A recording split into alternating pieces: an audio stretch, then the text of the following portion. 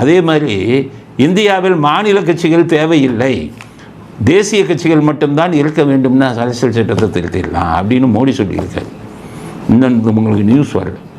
ஆளுநரே வேணான்னா நீங்கள் மாநில கட்சி வேணான்னு திருத்திட்டாங்கன்னா முடிஞ்சு போச்சு, நீங்கள் எங்கே வருவீங்க ஆட்சிக்கு அப்புறம்? அதனால் அவங்க அந்த மாதிரி பண்ணலாம்னு ஒரு ஐடியாவில் இருக்காங்க. அதுக்கு அடுத்தது என்ன சொல்கிறாருன்னா, ஆட்டுக்கு தாடி நாட்டுக்கு கவர்னர் அப்படின்னு அண்ணா சொன்னார், அறிஞர் அண்ணா. அவர் சொல்கிறான், ஆனாலும் ஆட்டுக்கு தாடியும் நாட்டுக்கு கவர்னரும் தேவையில்லைன்னு சொன்னார் அண்ணாதுரை. ஆனால் அவரும் கருணாநிதி அவர்களும் ரொம்ப மரியாதை கொடுத்தாங்களாம். யாருக்கு? கவர்னர். நானும் அவ்வளோ மரியாதை கொடுத்தேங்கிறார். இவர் தான் கவர்னரை பார்த்து ஒருத்தன் இருக்கானே இந்த வீடியோ பாருங்க. இன்னைக்கு யாரோ தமிழ்நாடுன்னு சொல்லக்கூடாது புலம்பிக்கிட்டு இருக்கிறானே, நான் கேட்குறேன். இந்த வீடியோவில் ஒருத்தன் இருக்கானேன்னு கவர்னர் சொல்லியிருக்கார். ஆனால் இங்கே என்ன சொல்கிறாரு? நானும் மரியாதை கொடுத்தேன், அவங்க அப்பாவும் மரியாதை கொடுத்தேங்கிறார். எவ்வளோ அண்ட பொழுது. அடுத்தது கனிமொழி திருமாவளவன் எல்லாம் கவர்னருக்கு கண்டனம் சொல்லி வச்சுருக்காங்க. சொல்கிறாங்க, இப்படி ஒரு அநாகரிகமான கவர்னரை நாங்கள் பார்த்ததில்லைன்னு. அந்த சட்டசபை அநாகரிகமாக நடந்ததே நீங்கள் தான். ஜட்டியோடு சுற்றினாலுங்க, பெஞ்சு மேலையில் குதிச்சாலுங்க, நீங்கள் இப்போ நான் பேசின வாயில் வந்து எத்தனை கெட்ட வார்த்தையும் பேசின அநாகரிகமாக நடந்தாலுங்க நீங்கள். அவர் பாவம் இங்கிலீஷில் பேசிட்டு நேர்மையாக பேசிட்டு வந்தால் அவர் போய் அநாகரிகமான கவர்னரை நாங்கள் பார்த்ததில்லைன்னு ரெண்டு பேரும் கண்டனம். இந்த அம்மா அண்ணனுக்கு ஆதரவு, அவர் திரும்ப கூட்டணி கட்சிக்கு ஆதரவு அப்படின்ட்டு கண்டனம் சொல்லிச்சிட்டாங்க. அதுக்கப்புறம் இன்னொன்று சொல்லிட்டாங்க. இன்றைக்கி வெளியில் வந்து ஜனவரி 26ஆம் தேதி குடியரசு தினம், கவர்னர் தேநீர் விருந்து வைக்கிறார், அதை புறக்கணிப்போம்ங்கிறார். கவர்னர் மட்டும் வெளிநடப்பு செய்யக்கூடாதான் சட்டசபையை விட்டு, அவர் வந்து அநாகரிகமாக நடக்கிறாராம். ஆனால் இவங்கெல்லாம் இது இன்றைக்கி குடியரசு தினத்தன்னைக்கு வரக்கூடிய தேநீர் விருந்தை புறக்கணிக்கலாமா? இப்போ இவங்க அநாகரிகமாக இருந்தாங்க. நீ தேநீர் விருந்தை மட்டும் புறக்கணிக்கலை, குடியரசு தினத்தையே புறக்கணிச்சிருக்கீங்க. நீங்கள் என்ன வேணாலும் பண்ணுவீங்க, ஆனால் கவர்னரை எதுவும் பண்ணக்கூடாது, உங்களுக்குன்னு ஒரு சட்டம் அப்படிங்கிறத அப்போ புரிஞ்சுக்கணும். அந்த ஆர்எஸ் பாரதின்னு ஒரு நாட்டு வக்கீல் இருந்தார், உங்களுக்கு தான் தெரியும்.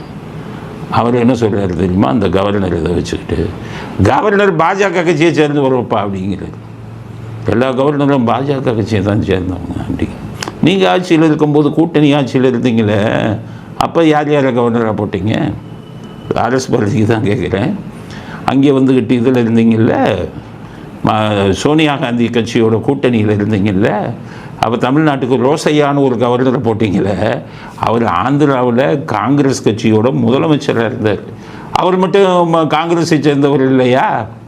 நீங்கள் கூட்டணி ஆட்சியில் 2006 இருக்கும்போது உங்கள் கட்சி தலைவர் கருணாநிதி சோனியா காந்திகிட்ட போய் சுர்ஜித் சிங் பர்னாலாவை போடுங்க கவர்னராக, எங்களுக்கு நல்லா ஜாலர் அடிப்பாருன்னு சொல்லி உங்களுக்கு நண்பராக இருந்த சுர்ஜித் சிங் பர்னாலாவை நீங்கள் போடலையா? அப்படின்னா அப்போ பாஜகவை என்ன பண்ணுவாங்க? அவங்களுக்கு வேண்டியால போடத்தானே செய்வாங்க. நீங்கள் என்ன யோகியமாக கவர்னரை அப்பாயின்ட் பண்ணீங்களா அப்படிங்கிறது தான் ஆர்எஸ் பாரதிக்கு கேட்குறேன். அதனால் கவர்னர் விஷயத்தில் அவ்வளோ நடந்து போச்சு.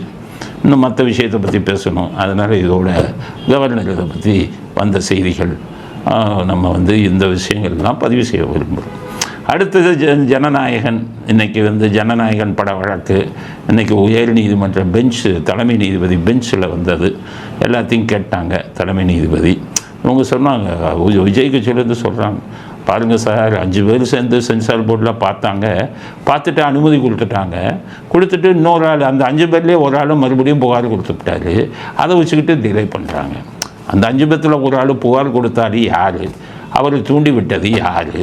இவங்க பராசக்தி படக்குழுவை வச்சிருக்கக்கூடிய ரெஜென்ட்டிலிருந்து யாரை பிடிச்சாங்க? மத்திய அரசாங்கத்தில் எந்த மந்திரியை பிடிச்சாங்க? யாரை வச்சு பிடிச்சாங்க? எப்படி இதாச்சு? அந்த மந்திரி ஜவங்களை கூப்பிட்டு சென்சார் போர்டை கூப்பிட்டு கொடுக்காத அப்படின்னது. உயர் நீதிமன்றம் தனி நீதிபதி அவங்களுக்கு அனுமதி கொடுத்த உடனே ஸ்டே போடு, அப்பீல் போடு அப்படின்னு இந்த மந்திரி சொன்னது. இதெல்லாம் எல்லாருக்கும் தெரியும். கோர்ட்டில் சொல்ல முடியாதுன்னு அவங்க சொல்லிட்டாங்க பாருங்கள் அப்படின்னு. அதனால் தீர்ப்பை ஒத்தி வைத்திருக்கிறார். இன்னும் கனவு கண்டுக்கிட்டு இருக்காங்க. உங்களால் என்னத்தை கிழிக்க முடியும்? 500 கோடிக்கு படம் எடுத்து வைப்பான், உங்களுக்கு அது சரியில்லை இது சரியில்லைன்னா நிறுத்திடுவீங்களா உங்கள் படத்தை? வேறு ஆள்கிட்ட போய் பாருங்க. நீதிமன்றம் என்ன சொல்லுவாங்க? உனக்கு எது அப்ஜெக்ஷன், உனக்கு எதிர்ப்பு, எந்த காட்சியா எதிர்ப்புன்னு கேட்பாங்க. நீ எதிர்ப்பை சொன்னா அவங்க நீக்கிடுவாங்க. அவ்வளோதான் உன் அதிகாரம். உன்னை படத்தை நிறுத்துகிற அளவுக்கு நீங்கள் என்ன கொடுங்கோல் ஆட்சி நடந்துக்கிட்டு இருக்கா இந்தியாவில்? ஒரு மந்திரி நினச்சா உடனே இது பண்ணி ஒரு படத்தை நிறுத்திடுவீங்களா? அதனால் தீர்ப்பு ஒத்தி வைக்கப்பட்டிருக்கிறது. பெரும்பாலான முக்கால்வாசி தீர்ப்பு வந்து அந்த படத்தை சீக்கிரம் ரிலீஸ் பண்ணுங்கள், இதை முடிச்சுட்டு சென்சார் முடிச்சுட்டுன்னு சொல்லிடுவாங்க. அதனால் ஜனநாயகன் ரிலீஸுங்கிறது உறுதி. எந்த தேதிங்கிறது தீர்ப்பை பொறுத்து இருக்கும். தீர்ப்பு சாதகமாக வந்தால் ரிலீஸ் பண்ணுவாங்க, பாதகமாக வந்தால் சுப்ரீம் கோர்ட்டு போவாங்க. சுப்ரீம் கோர்ட்டையோ வேலையை பாரியா, உடனே ரிலீஸ் பண்ணியா, 500 கோடியில் படம் எடுப்பான், செஞ்சால்னு நீ ஒன்றும் சொல்லிக்கிட்டு இருப்ப. யாரோ மந்திரி சொன்னாருன்னு நீ போய் கட் பண்ண படத்தை நிறுத்துவேன், நாங்கள்லாம் வேடிக்கை பார்க்கணுமா, ரிலீஸ் பண்ணியான்னு சொல்ல போகிறாங்க. அதனால் ஜனநாயகன் ரிலீஸ் ஆவது வந்து உறுதி. அது எப்போ ரிலீஸ் ஆக போகுது அப்படிங்கிறது தான் வந்து நமக்கு தெரிந்து கொள்ள வேண்டிய விஷயம் அப்படிங்கிறது அடுத்த கட்ட கருத்தாக பதிவு செய்ய விரும்புவோம். அடுத்தது சவுக்கு சங்கர் ஜாமீன் ரத்தாகுமா அப்படிங்கிற கேள்வி வந்துருச்சு. ஏன்னா இன்றைக்கி ஹைகோர்ட்டில் ஒரே விவாதம் அதில் தான். என்னென்னு கேட்டிங்கன்னா, சவுக்கு சங்கருக்கு வந்து ஜாமீன் கொடுக்கும்போது 3 மாதம், அதுவும் வந்து மருத்துவ இதில் காரணங்களுக்காக கொடுக்குறோம் அப்படின்னு சொல்லிட்டாங்க. அதுக்கப்புறம் இப்போ இவருங்க போலீஸ் போய் ஜாமீனை ரத்து பண்ணுங்க அப்படின்னு கேட்டாங்க. ஜட்ஜி கேட்டால் ஏன் ரத்து பண்ண? மருத்துவ காரணங்களுக்கு தான் கொடுத்தீங்க. அவர் டெய்லி பேட்டி கொடுக்குறாரு, மறுபடியும் பல சர்ச்சைக்குரிய பிரச்சனைகளை பேசுகிறார், அதனால் அவர் ஜாமீனை ரத்து செய்யணும் அப்படின்னு கேட்டாங்க. அப்புறம் ஜட்ஜுங்க என்ன கேட்டாங்க, சரி உங்கள் பதில் என்ன, எங்களுக்கு டைம் கொடுங்கன்னாங்க சவுக்கு சங்கரில். நாங்கள் பதில் சொல்கிறோம், சரின்னு டைம் கொடுத்தாங்க. இப்போ மறுபடியும் பதில் கொடுக்கறதுக்கு பதிலாக சவுக்கு சங்கர் தரப்பு வக்கீலுங்க என்ன சொல்லிட்டாங்க, இந்த கோர்ட்டு மீதே எங்களுக்கு நம்பிக்கை இல்லை, அதனால் இந்த நீதிபதிகளை மாற்றி வேறு கோர்ட்டில் இந்த வழக்கை கொண்டு போங்க அப்படின்னு சொல்லிட்டாங்க. வேல்முருகன் ஜட்ஜு அவர் சொல்லிட்டாரு, ஏன்பா என் மேலே நம்பிக்கை இல்லை, நான் மனசாட்சிப்படி தான் கூப்பிடுவேன், மனசாட்சிப்படி தான் கொடுப்பேன், என்னையும் மிரட்டுறீங்களா அப்படிங்கிற. அதில் வேடிக்கைன்னா மற்றவங்களை மிரட்டுற மாதிரி என்னையும் மிரட்டுறீங்களான்ட்டு ஜட்ஜு. அப்படி சொல்லும் போதே அவர் என்ன மனநிலையில் இருக்காருங்கிறது தெரிஞ்சு போச்சு. அதனால் மற்றவங்க மிரட்டுற மாதிரி என்னையும் மிரட்டுறீங்களா, நான் தான் தீர்ப்பு கொடுப்பேன். இந்த கோர்ட்டை மாற்றணும்னா நீ உயர் நீதிமன்ற தலைமை நீதிபதிகிட்ட போய் ஆர்டர் வாங்கிட்டு வா, நான் பண்ணிடுவேன், நான் தீர்ப்பு கொடுக்கலை. நாளைக்குள்ளே நீ ஆர்டர் வாங்கலைன்னா நான் தகுதியின் அடிப்படையில் தீர்ப்பை கொடுத்துருவேன், நீ பதில் கொடுத்தாலும் கொடுக்கலனாலும் அப்படின்னு சொல்லிட்டார். அதனால் ஜாமீன் சவுக்கு சங்கரின் ஜாமீன் ரத்து ஆவதற்கு வாய்ப்புகள் நிறைய இருக்குது. எப்போவுமே ஜாமீனில் இருந்தீங்கன்னா ரொம்ப கேர்ஃபுல்லாக இருக்கணும். நான் ஏற்கனவே சொன்னேன், அது அவருக்கு அறிவுரையாக தான் சொன்னேன். என்ன சொன்னேன்னா, அந்த ஃபோனெல்லாம் அவர் எடுத்து காமிக்கக்கூடாது. எப்படின்னா, நீங்கள் இந்த ஃபோனை தானே தேடினீங்க அப்படின்னு காமிக்க, அது வந்து சாட்சிகளை ஆதாரங்களை அழிக்கிற மாதிரி வந்துடும், அது வந்து பிரச்சனையாக வரும்.